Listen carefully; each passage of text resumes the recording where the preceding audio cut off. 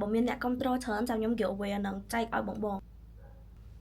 ចុះស្ដីបងបងថ្ងៃហ្នឹងគឺខ្ញុំមក unboxing ផ្កា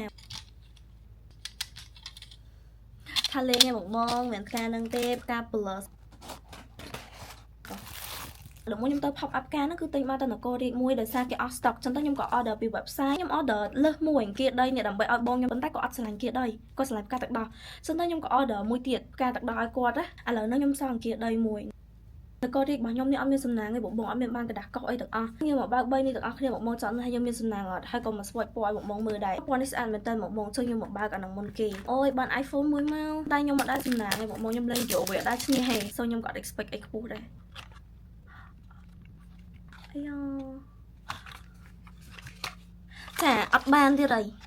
អត់បានទៀតអីឃើញអត់ខ្ញុំដឹងថាខ្ញុំអត់ងាយបានទេឃើញពណ៌ដិតអញ្ចឹងឯងស្ពតស្អាតហ្នឹងណានេះមកមុំពណ៌គេ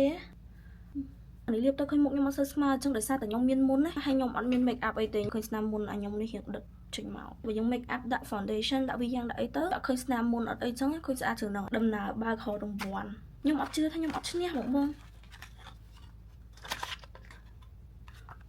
អត់មែនតាឥឡូវយើងមកបើកមួយទៀតបងបងនេះលើកចុងក្រោយខ្ញុំវាមិនជឿថាយើងវាមិនឈ្នះណាបងណោះធ្វើឈ្នះម្ដងក្នុងជីវិតមក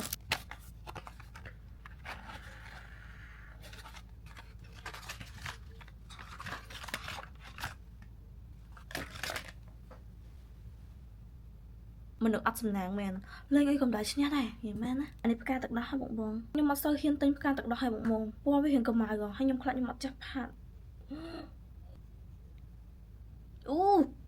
អូតិចខ្ញុំអត់ចេះផាត់ទៅកម្ៅហ្នឹងនេះបើអ្នកចេះផាត់មុខបែបរៀងកាច់ចាស់របៀបឈើហ្មងអូយត្រូវតានេះពណ៌ស្អាតតែខ្ញុំមានអារម្មណ៍ថាខ្ញុំអត់សូវចេះផាត់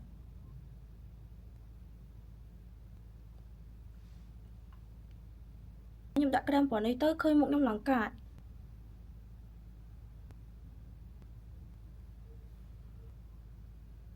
បងមកនេះពណ៌ថ្មីទាំង3ពណ៌អានេះនគររាជអានេះគៀដីអានេះផ្កាទឹកដោះអញ្ចឹងសម្រាប់គៀដីគឺខ្ញុំសល់មួយថ្មីបងបងអញ្ចឹងបងបងគ្រប់ត្រូលខ្ញុំ giveaway ចាំ comment មកបើមានអ្នកគ្រប់ត្រូលច្រើនចាំខ្ញុំ giveaway អានឹងចែកឲ្យបងបងអានេះថ្មីហ្មងបងបងអត់ទាន់ទាំងបើកអញ្ចេះផងគ្រាន់តែខ្ញុំបើកប្រអប់វាគីឡូមានសបុតមានកតោអីចឹងប៉ុន្តែអត់មានទេចា